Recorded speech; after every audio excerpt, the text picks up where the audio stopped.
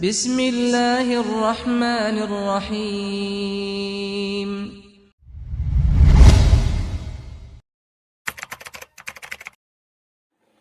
Bismillahirrahmanirrahim. Assalamualaikum warahmatullahi wabarakatuh. Alhamdulillah rabbil alamin. Wassalatu wassalamu ala mabu'uthi rahmatan lil alamin. Nabiyyina Muhammadin wa ala alihi wa sahbihi ajma'in. Allahumma la ilma lana illa ma 'allamtana innaka antal alimul hakim. Allahumma inna nas'aluka ilman nafi'an wa rizqan thayyiban wa 'amalan mutaqabbalan. Rabbi shrah li sadri wa yassir li amri wahlul 'uqdatam min lisani yafqahu qawli. Amma ba'd. Ikhwani fi din, a'azzani Allah wa iyyakum. Alhamdulillah, kita bersyukur kepada Allah Subhanahu wa taala di suatu hari yang berbahagia ini kembali kita dapat melanjutkan pembahasan dari kitab Mukhtasar Siratul Nabi sallallahu alaihi wasallam wa sirati ashabihi al-ashrah lil Imam Abdul Ghani bin Abdul Wahid Al-Maqdisi rahimahullahu taala, di mana pembahasan kita berhenti pada pembahasan terkait dengan hijrah Rasulullah sallallahu alaihi wasallam. Dan tentu saja sebelum Nabi berhijrah ke Madinah, di sana ada kejadian-kejadian, ada peristiwa-peristiwa yang penting untuk kita ketahui. Ya, artinya Nabi berhijrah kemudian tiba di Madinah, disambut oleh para penduduk Madinah, tidak langsung ujuk-ujuk ya, terbentuk negara Islam di kota Madinah. Kemudian banyak kaum muslimin berada di sana. Apa yang melatar belakangi semua itu? Nah, inilah yang mungkin tidak disebutkan oleh Imam Abdul Ghani di sini. Beliau hanya meringkas terkait dengan hijrahnya Rasulullah sallallahu alaihi wasallam. Maka kita akan ambilkan riwayat-riwayat yang sahih terkait dengan peristiwa sebelum terjadinya hijrahnya Nabi. Iya. Maka di sana disebutkan oleh para ulama persiapan-persiapan dan kejadian-kejadian sebelum hijrah. Iya. Telah berlalu bersama kita bagaimana Nabi sallallahu alaihi wasallam ketika ditinggal mati oleh istri beliau yang sangat beliau cintai, yaitu Khadijah radhiyallahu anha. Demikian pula disusul oleh wafatnya atau meninggalnya paman beliau Abu Thalib yang sangat membantu dan membela dakwah Nabi. Ya. Dan juga bagaimana Allah Subhanahu wa taala menghibur Nabi sallallahu alaihi wasallam dengan di-Isra Mi'rajkannya beliau ke atas langit. Dengan di-Isra Mi'rajkannya beliau ke atas langit. Dan setelah itu Nabi terus melanjutkan dakwahnya. Tidak surut semangat beliau hanya dikarenakan ujian dan cobaan yang terus menerpa dan menimpa beliau. Maka disebutkan bahwa pada setiap tahunnya Nabi SAW itu mendatangi manusia terkhusus di musim-musim haji. Jadi karena orang-orang musyrikin jahiliyah, mereka pun dahulu melakukan ibadah haji. Karena ibadah haji itu merupakan asar peninggalan agama Nabi Ibrahim alaihissalam, dan itu masih ada pada mereka.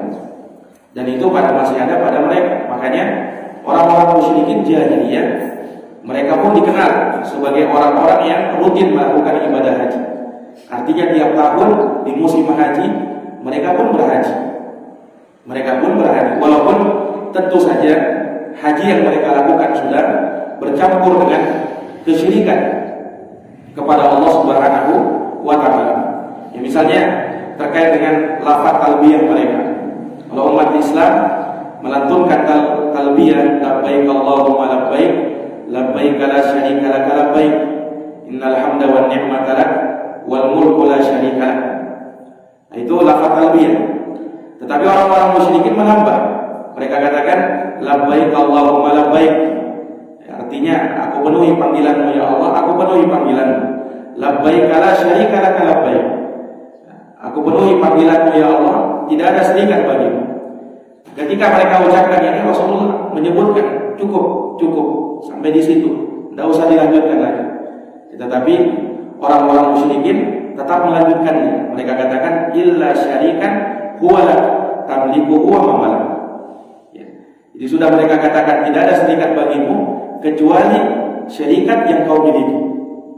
Ya, kecuali syarikat yang ada bersamamu yang kau miliki. Nah, dari situlah mereka berbuat kesyirikan. Karena mereka memperkecualikan ada syarikat-syarikat selain Allah Subhanahu wa taala yang boleh beribadah kepadanya. Nah, dan juga bagaimana mereka melakukan ritual haji dengan misalnya salah satunya tawaf. Ya, mereka terkadang melakukannya dengan telanjang. Tawaf dengan telanjang. Nah, itu pun dari penyelisihan dan penyimpangan yang dilakukan oleh orang-orang musyrikin jahiliyah ketika mereka melakukan ibadah haji. Nah, di musim-musim seperti inilah Rasulullah SAW memanfaatkan kesempatan itu untuk mengenalkan manusia kepada Islam. Ya, sekalipun tentu saja orang-orang musyrikin ya terus menghalang-halangi dakwah Nabi. Bahkan Abu Jahal dan juga Abu Lahab itu membuat fitnah untuk Nabi SAW.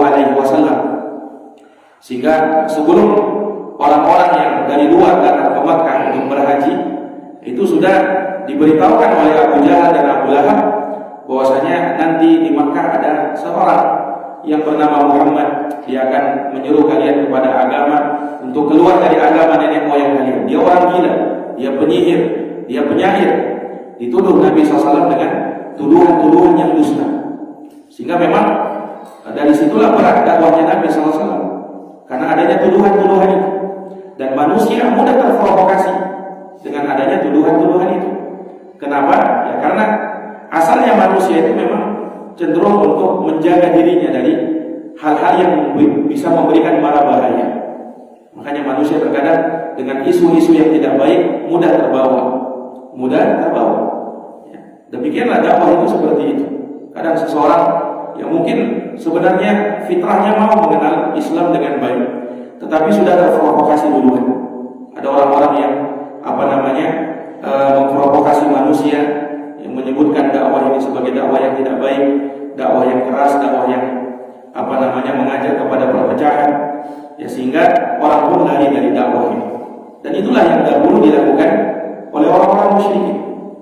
Mereka mungkin tidak kenal Nabi SAW. Mereka tidak tahu bagaimana Islam itu, tetapi mereka sudah mencela duluan. Karena apa? Karena isu-isu yang tidak baik yang berkembang, yang dihembuskan oleh orang-orang musyrikin, terutama oleh Abu Jahal dan Abu Lahab. Tapi bersamaan dengan itu, Nabi tetap berdakwah. Nabi tetap menyeru, tidak surut semangat beliau, sekalipun banyak orang-orang yang menolak dakwah Nabi. Ya, ada yang menerima 1-2 orang, ya, walhamdulillah, dan Nabi SAW bersyukur dengan hal tersebut. Nah, ini menunjukkan bahwasanya yang namanya dakwah itu kita lakukan dan kita tegakkan. Tidak peduli orang yang datang, orang yang menghadiri majelis kita sedikit atau banyak. Nah, yang penting kebenaran tetap kita sampaikan. Kita tidak berbangga dengan jumlah yang banyak, dan kita tidak boleh merasa zuhud dengan jumlah yang sedikit. Ya, karena yang namanya dakwah, yang penting al-haq itu tersampaikan kepada manusia. Manusia mau mengambilnya, mau menerimanya, alhamdulillah. Manusia tidak mau menerimanya, maka itu serah urusan mereka dengan Allah. Dan kita tetap mendoakan kebaikan untuk kaum muslimin.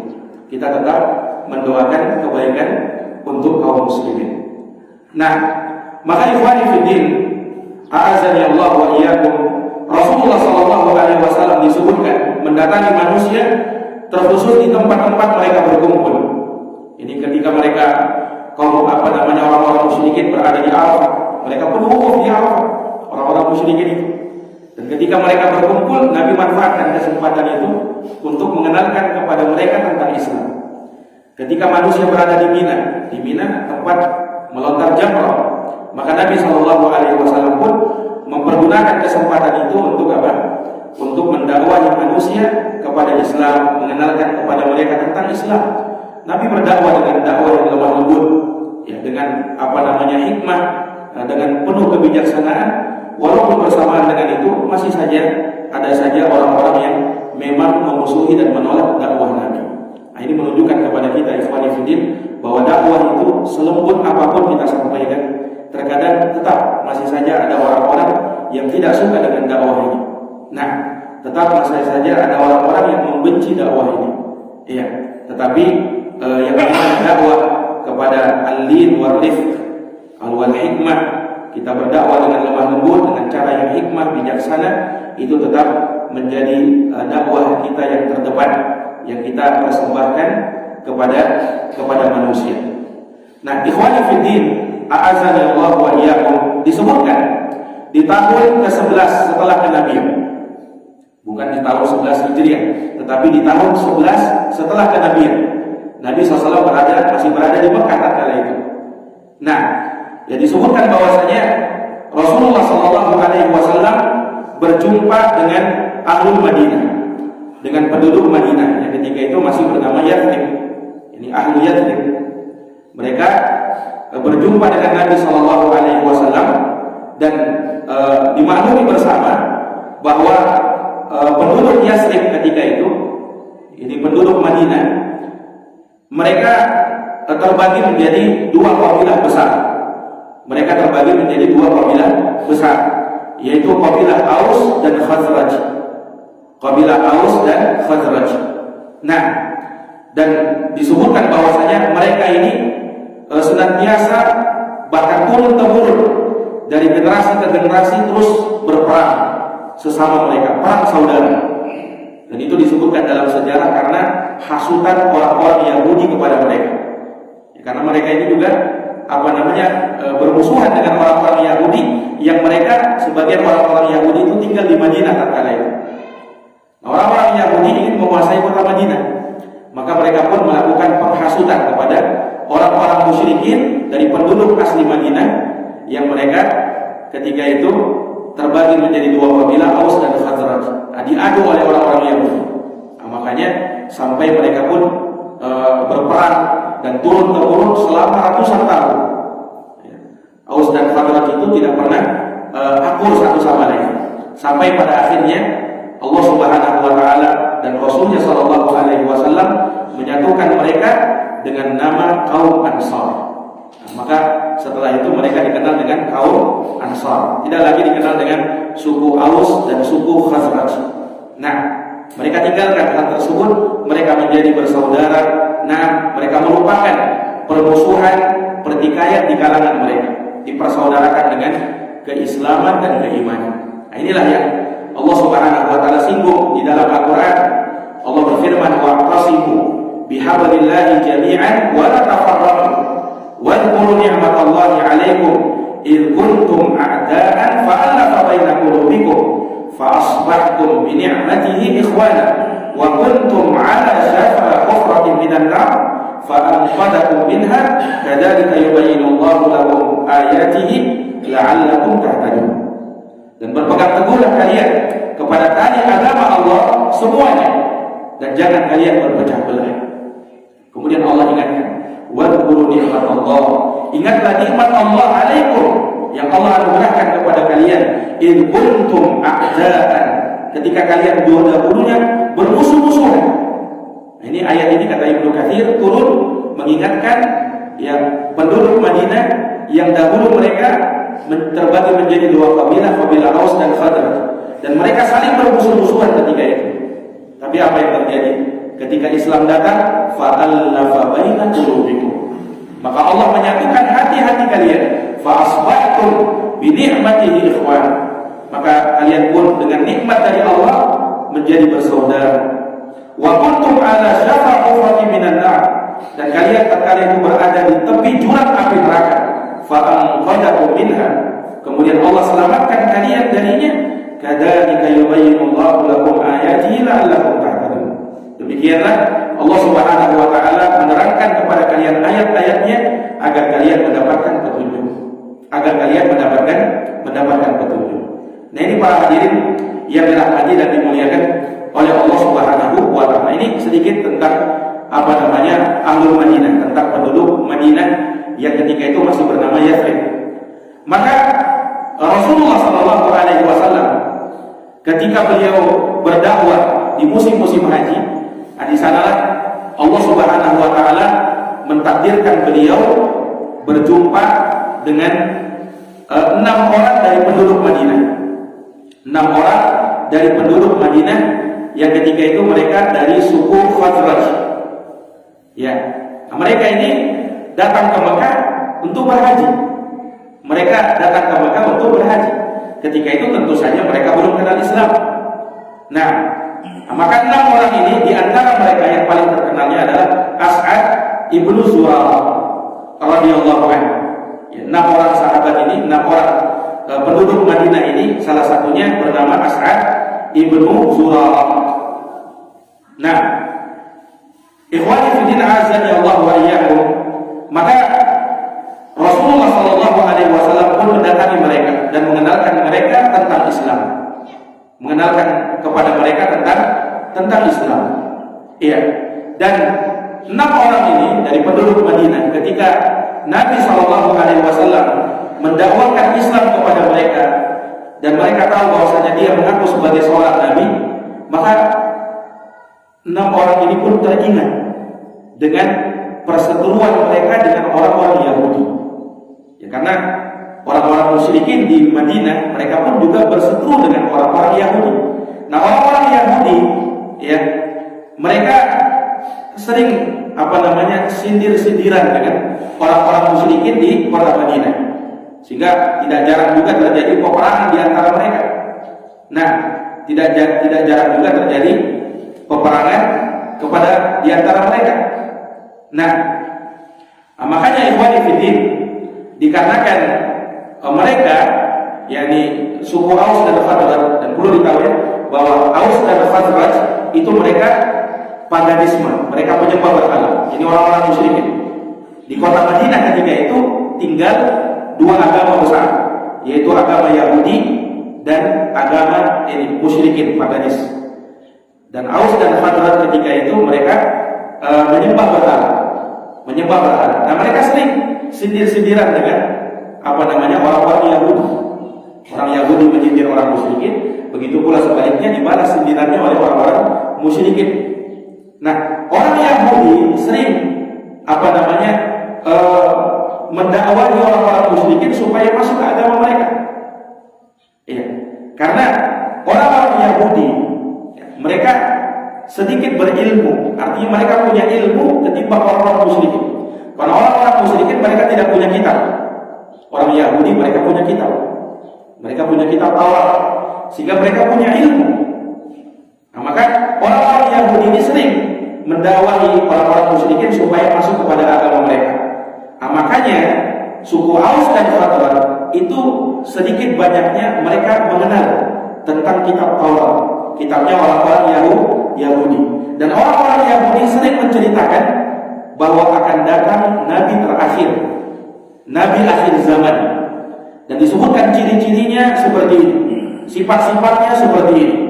Ya, bahkan mereka sudah tahu bahwa Nabi ini nanti akan diutus di sebuah negeri. Dan disebutkan negerinya. Tetapi negeri tersebut ciri-cirinya mirip-mirip dengan kota Mekah. Dan itu mereka jadikan sebagai tanda-tanda. Kemudian disebutkan juga oleh orang Yahudi bahwasanya Nabi ini kelak akan berhijrah di sebuah negeri. Dan disebutkan nama negerinya, tetapi ciri-cirinya sama dengan kota Madinah. Dan itu mereka jadikan sebagai tanda-tanda. Nah, ketika 6 orang ini berjumpa dengan Nabi SAW dan Nabi mendakwai mereka kepada Islam, maka mereka tahu ini jangan-jangan Nabi yang dulu orang-orang Yahudi sering mengucapkan bahwa akan ada Nabi terakhir. Dan ciri-cirinya sama seperti yang dibilang oleh orang-orang Yahudi. Maka orang musyrikin ketika itu, jadi 6 orang ini yang datang haji, mereka berkata seperti ini. Kalau Allah benar apa yang dikatakan oleh orang-orang Yahudi itu, ya, kalau Allah benar apa yang disebutkan dalam kitab Taurat mereka, maka betul ini adalah Nabi. Mereka berpikir ketika itu, kalau begitu beriman lebih dulu kepada Nabi sebelum orang Yahudi beriman. Karena nama orang ini yang disebutkan mereka juga orang-orang yang pandai. Ya sebelumnya mereka beriman kepada Nabi, ya hanya dikarenakan melihat tanda-tanda itu. Mereka pun mengetahui ini Nabi karena dari orang-orang Yahudi. Sehingga orang musyrikin lebih dulu mengenal siapa Nabi ketimbang orang Yahudi. Orang Yahudi mereka kenal Nabi hanya berada tercantum di dalam kitab mereka saja. Nah orang-orang musyrikin mereka kenal Nabi dari orang-orang musyrikin, dari orang-orang Yahudi. Nah mereka pun berkata, kita beriman lebih dahulu kepada Nabi ini sebelum orang-orang Yahudi beriman. Nah karena orang-orang Yahudi sudah mengancam ketika mereka berseteru dengan orang-orang musyrikin, mereka ancam begini. Kata orang-orang Yahudi, lihat saja, tunggu saja. Kata mereka, akan datang dan akan keluar seorang Nabi akhir zaman, Nabi terakhir. Kami akan bersama-sama dia, kami akan beriman dengan dia, dan kami akan perangi kalian, wahai orang-orang musyrikin. Kata orang-orang Yahudi ini dari penduduk Madinah ketika itu. Subhanallah. Maka bahkan mereka pun berdoa. Ya disebutkan di antara disebutkan oleh Imam Ibnu Katsir rahimahullah taala di dalam tafsirnya, mereka berdoa, ya Allahumma ba'ath hadzal nabi alladzi najiduhu maktuban indana, ya Allah, kata mereka, ya, utuslah kepada kami seorang nabi yang penyebutannya telah ada di kitab kami. Nah, hatta nu'adzibal musyrikin wa naqtulahum, hingga kami bisa menghukum orang-orang musyrikin, maksudnya Aus dan Khazraj, agar kami bisa menghukum mereka dan agar kami bisa membunuh mereka. Nah, ini angan-angannya orang-orang Yahudi ketika itu, dan itu sudah jauh-jauh hari mereka sebutkan. Mereka sudah jauh-jauh hari mengancam orang-orang musyrikin, bahkan berdoa kepada Allah supaya apa? Supaya diutus kepada mereka Rasul ini dengan segera. Ya, supaya diutus kepada mereka Rasul ini dengan segera. Tapi apa yang terjadi? Allah Subhanahu wa taala sebutkan di dalam Al-Qur'an, "Walamma ja'ahum kitabun min 'indillah musaddiqun lima ma'ahum wa kanu min qabl yastaftihuna 'ala alladziina kafaru." Allah sebutkan di dalam Al-Qur'an. Ya, maka tatkala datang kepada mereka kitab, yaitu Al-Qur'anul Karim yang dibawa oleh Nabi. Nah, yang berasal dari sisi Allah Subhanahu wa taala yang membenarkan apa yang ada bersama mereka, yaitu Taurat, ya, membenarkan kitab Taurat. Apa yang terjadi? Wa kanu min qabli yastaftihuna 'ala alladziina kafaru.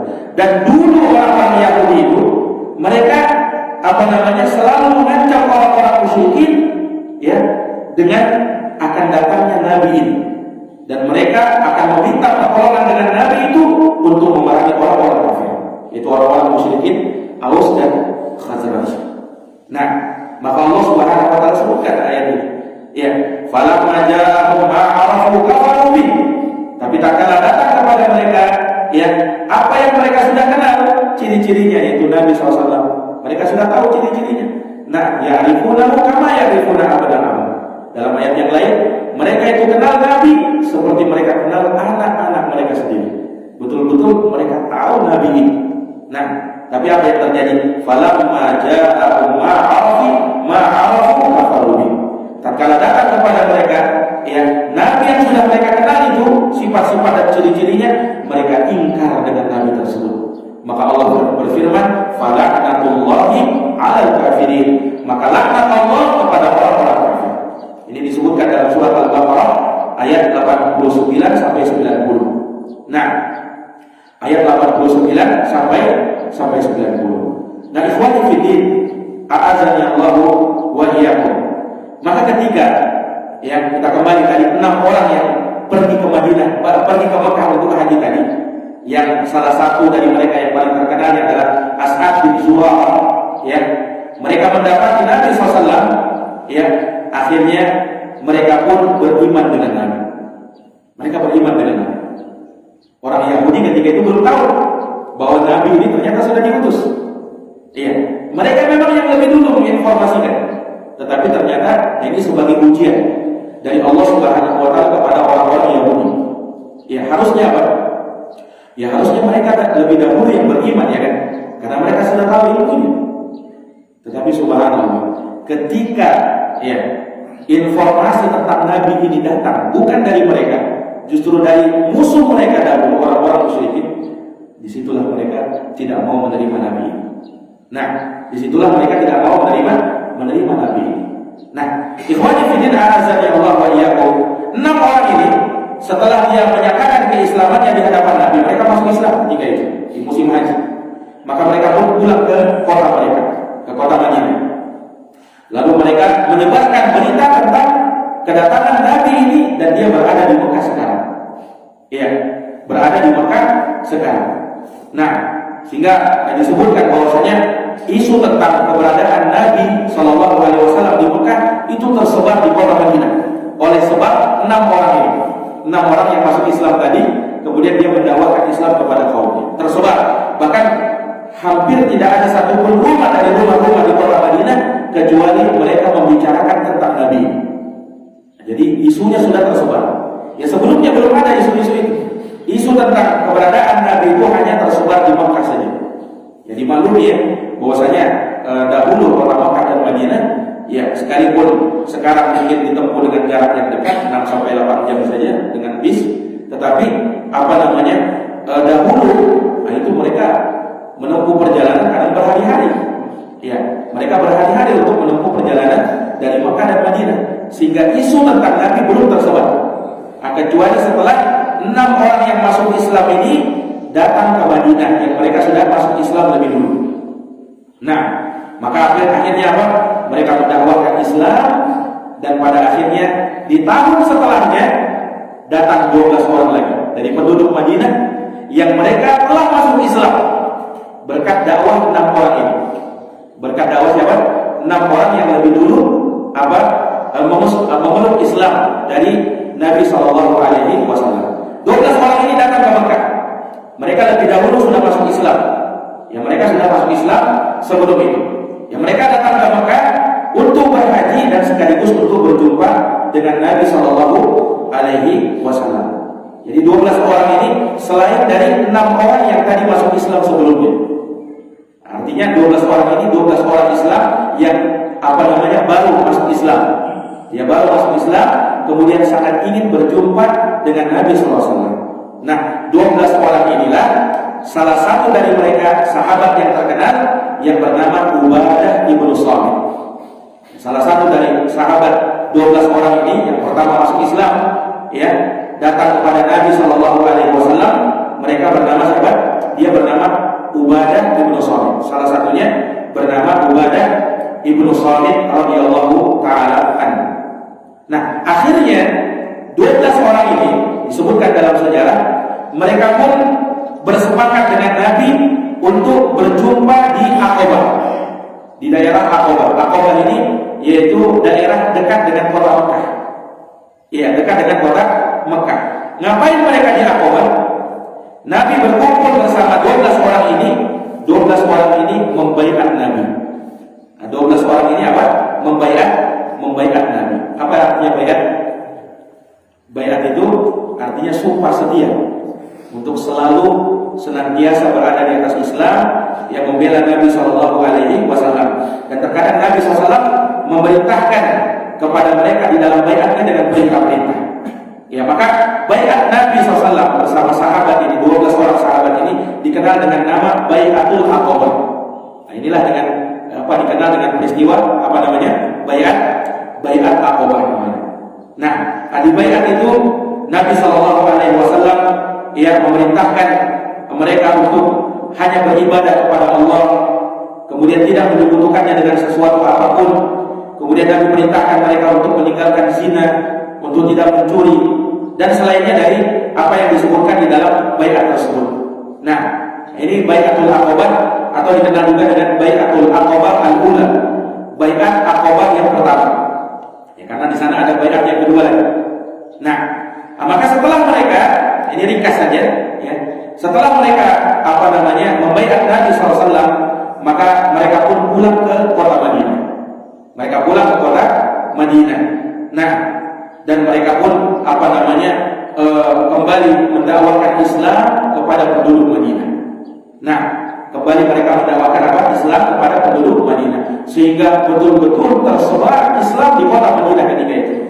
Nah, sehingga pada tahun ke-13 setelah kenabian, di tahun ke-13 setelah kenabian, ini detik-detik Nabi SAW mau hijrah bersama sahabat. Ya, karena Nabi SAW berada di Madinah berapa tahun setelah kenabian? Berada di Mekah berapa tahun setelah kenabian? 13 tahun. Di tahun ke-13 Hijriah, ya disebutkan di tahun ke-13 Hijriah, di tahun apa? 13 setelah kenabian. Setelah kenabian. Beda ya, bedakan. Tahun ke-13 ini 13 setelah kenabian, bukan Hijriah. Karena Hijriah itu nanti setelah hijrah, baru dihitung Hijriah. Ini di tahun ke-13 setelah kenabian, datang lagi orang-orang berhaji dari kota Madinah. Jumlah mereka semakin besar. Ketika itu 75 orang datang ke Makkah untuk berhaji dan sekaligus ingin berjumpa dengan Nabi. 75 orang itu sudah masuk Islam. Berkat apa? Dakwah 6 orang ditambah 12 orang tadi sebelumnya yang sudah masuk Islam. 75 orang datang kepada Nabi. Datang kemana? Datang ke Makkah. Iya. Dan mereka pun disebutkan mereka bersepakat dengan Nabi SAW, berjanji untuk berjumpa di Aqabah kembali. Ya, berjumpa di mana? Di Aqabah kembali. Dan terjadilah baiat Aqabah yang kedua. Nah, baiat yang kedua ini disebut dengan Baiatul Aqabah Al-Kubra. Apa nama peristiwanya? Baiat Aqabah Al-Kubra. Ini baiat Aqabah yang kedua. Ya, kenapa disebut baiat Al-Aqabah Al-Kubra? Ya, karena ketika itu ya banyak jumlahnya, ya kan? Yang tadinya cuma 6 orang, 12 orang, ini sudah 75 orang. Sudah berapa kali lipat itu? Nah, sudah 75 orang, maka disebut Baiatul Aqabah Al-Kubra. Iya. Dan disebutkan dari 75 orang ini, 73 itu semuanya laki-laki dan dua orang dari kalangan wanita. Jadi 75 yang membaiat Nabi di Baiatul Aqabah itu 73 dari kalangan laki-laki dan 2 orang dari kalangan apa? Dari kalangan wanita. Nah, maka setelah mereka membaiat Nabi SAW, maka mereka pun kembali ke Madinah. Mereka pulang lagi ke Madinah, kota tempat tinggal mereka. Iya. Maka ikhwani fillah, a'azani Allah wa iyyakum. Ya, dengan pulangnya 75 orang ini, ya, dari kota Makkah, kemudian mereka menuju Madinah, tentunya mereka mendapatkan ilmu baru dari Nabi SAW. Nah, itulah mereka pegang, ya, untuk mendakwahi manusia di kota Madinah, sehingga betul-betul tersebar, ya, Islam di kota Madinah. Nah, inilah sejarahnya mengapa kota Madinah ketika Nabi hijrah kan beramai-ramai kan orang menyambutnya, ya kan? Ya, bermula dari peristiwa itu tadi. Bermula dari 6 orang, kemudian 12 orang, 75 orang, terus sampai akhirnya banyak. Subhanallah. Ini pelajaran dari kita. Bahwasanya terkadang ikhwani fillah a'azani Allah wa iyyakum, dakwah itu memang dimulai dari beberapa orang jumlahnya. Nah, mungkin sedikit, ya, 2 orang, 3 orang, 5 orang, 10 orang. Tapi insya Allah seiring dengan berlalunya masa, nah, akan ada pertolongan dari Allah Subhanahu wa taala dan manusia akan Allah kenalkan kepada dakwah yang hak ini. Ya, saya ingat waktu di Yaman dulu, ya, Syekh Muhammad bin Abdullah Imam hafizahullah taala, beliau sewaktu membuka ma'hadnya di Ma'bar, ya, di tempatnya beliau itu dulu muridnya beliau itu cuma 7 orang. Jadi beliau buat ma'had di kota Ma'bar ketika itu, di Ma'bar, ya, itu muridnya cuma 7 orang. Bayangkan 7 orang baru pertama buat ma'had ini 7 orang. Nah, tapi subhanallah, Syekh Muhammad Al-Imam hafizahullah taala, beliau tetap berdakwah. Beliau semangat mendakwahkan manusia walaupun jumlahnya sedikit, baru 7 orang. Sementara beliau adalah syekh besar. Ya, Syekh Muhammad bin Abdullah Al-Imam itu murid di antara murid seniornya Syekh Muqbil bin Hadi Al-Wadi'i rahimahullah, muhaddis kota Yaman. Muhaddis negeri Yaman. Nah, Syekh Muhammad bin Abdullah Al-Imam di antara murid seniornya beliau. Ya, bersama dengan muridnya 7 orang. Ini guru besar, muridnya cuma 7 orang. Tapi subhanallah, seiring dengan perkembangan zaman, berlalunya hari dan waktu, sekarang ya, waktu kami di Yaman itu sekitar 3.000 penuntut ilmu dari berbagai negeri. Dari berbagai negeri, 3.000 orang. Bayangkan. Itu murid-murid beliau, semua yang nyantri di mana? Di sana. Sehingga Ma'bar ketiga itu menjadi ramai. Nah, ini ikhwan fillah azza wa jalla. Ya, demikianlah dakwah Nabi SAW seperti itu. Sampai akhirnya apa? Terbentuk ya negara Islam di Madinah. Dari yang awalnya berapa orang? Berapa orang tadi? 6 orang saja. 6 orang berlipat menjadi 12, kemudian menjadi 75, bahkan satu kota, satu negeri, yaitu negeri Madinah. Sehingga disebutkan bahwasanya hampir tidak ada satupun orang musyrik di kota Madinah kecuali masuk Islam. Hanya mungkin ada beberapa segelintir orang ya yang memang keras kepala. Nah, tetapi kebanyakan ya hampir keseluruhan dari mereka itu masuk Islam. Siapa yang tersisa yang tidak masuk Islam di kota Madinah? Siapa kira-kira? Yang betul-betul tidak mau menerima Islam di kota Madinah siapa? Yahudi. Yahudi kan memang tidak mau. Mereka memang tinggal di Madinah, tapi mereka sudah dengar Yesus Nabi dan mereka tahu itu Nabi memang. Tapi karena ya sudah apa? Ya pertama, ya mereka itu sebenarnya ada keinginan di antara mereka ya mengakui kebenaran Islam itu, tetapi berat bagi mereka. Pertama karena hasadnya mereka. Ini yang menyebabkan dan menghalangi mereka untuk masuk Islam. Karena yang mereka elur-elurkan, yang mereka harap-harapkan Nabi yang terakhir ini dari keturunan Israel. Siapa Israel? Siapa Israel? Nabi Yakub alaihissalam.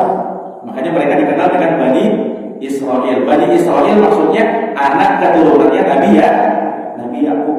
Makanya para ulama ya melarang ya kalau seorang itu mencela negara Israel, berarti Israel sampai dilaknat. Tidak boleh sebut mereka Yahudi, karena Israel itu nama lainnya Nabi Yakub alaihissalam. Yakub bin Ishak bin Ibrahim alaihissalatu wassalam.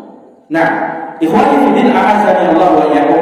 Mereka harapkan supaya Nabi ini keturunan Israel, keturunannya Nabi Yakub. Karena para nabi ketika itu semuanya dari keturunannya Yakub. Tapi ternyata Nabi yang terakhir ini keturunannya Ismail. Ini yang mereka tidak bisa terima. Satu-satunya Nabi yang bukan dari keturunan mereka yaitu Nabi Muhammad SAW saja, dari keturunan Arab yang merupakan musuh mereka memang. Musuh mereka. Ini beratnya sisi mereka ini. Kemudian berat yang kedua karena gengsinya mereka.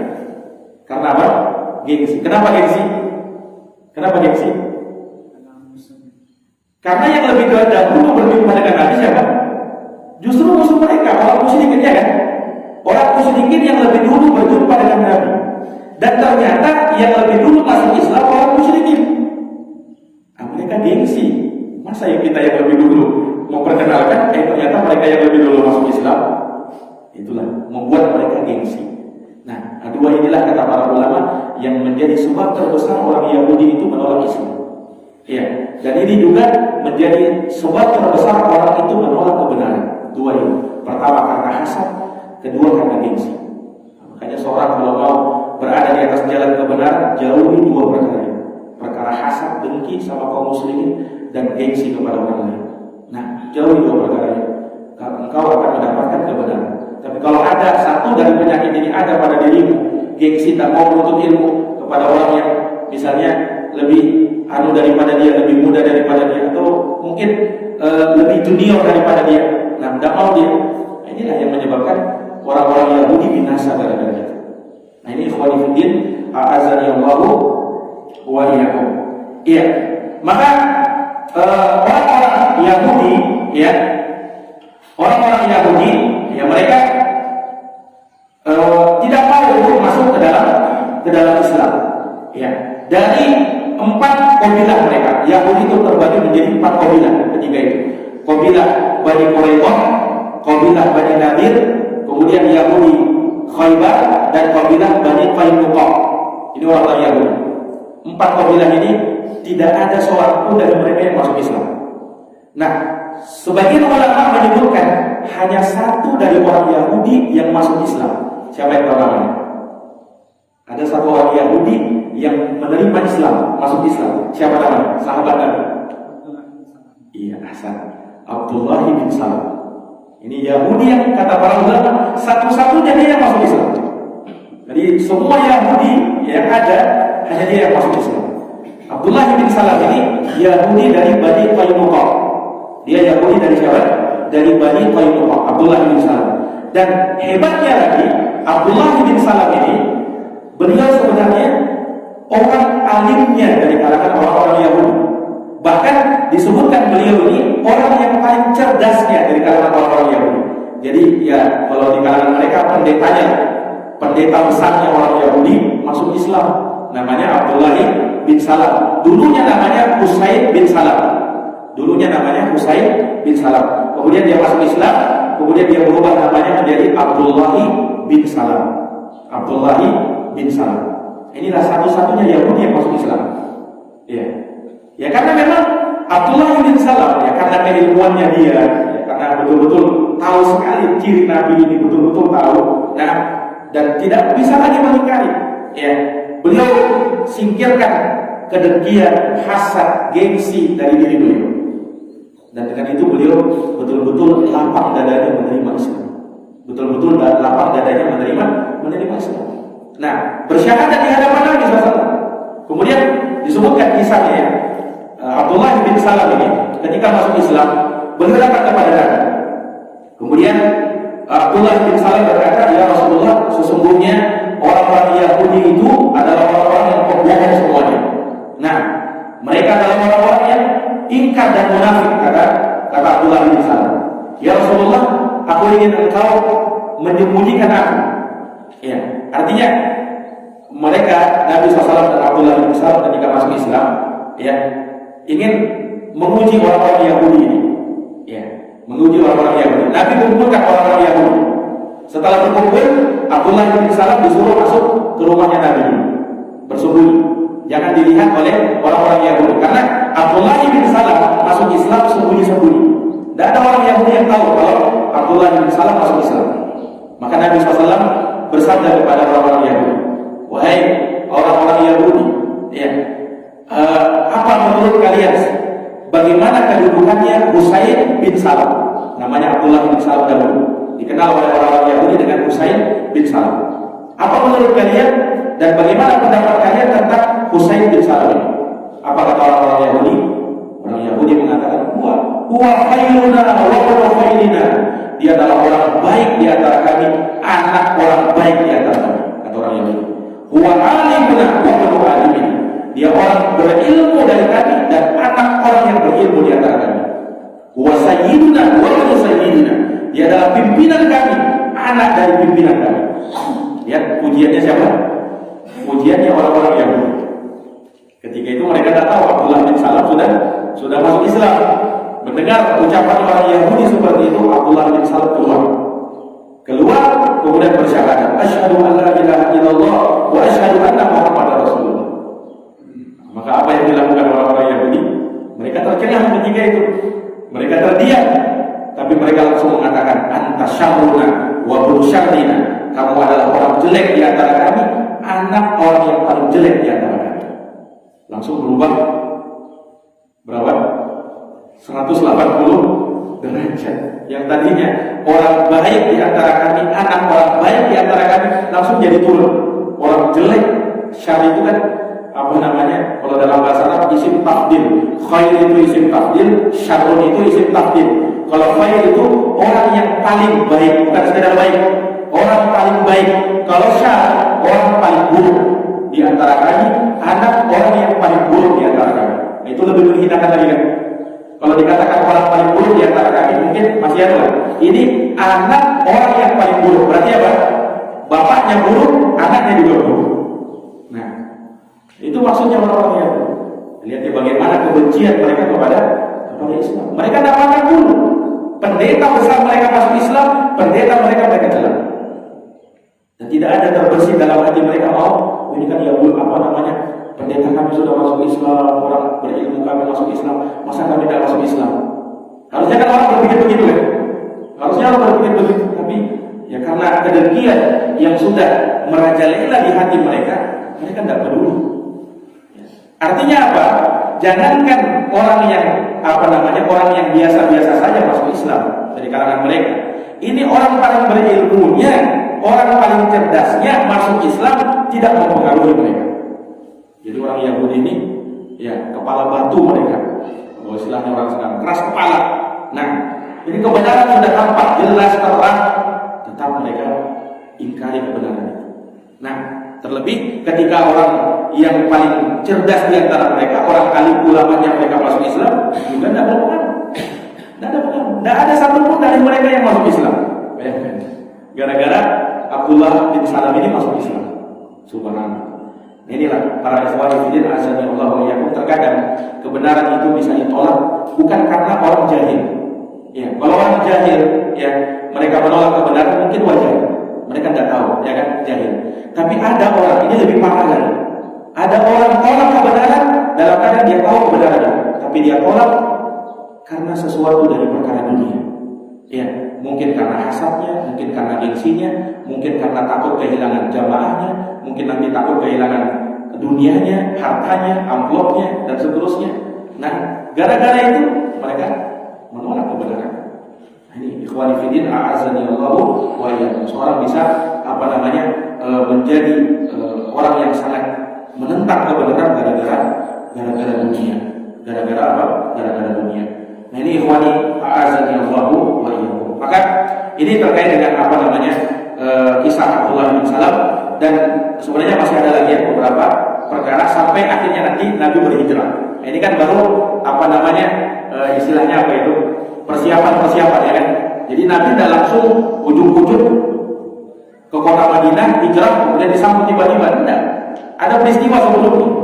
Makanya ada sambutan itu karena orang-orang Madinah ketika itu sudah rata-rata mereka masuk Islam. Makanya ada sambutan yang luar biasa dari para sahabat ketika Nabi berhijrah ke Madinah.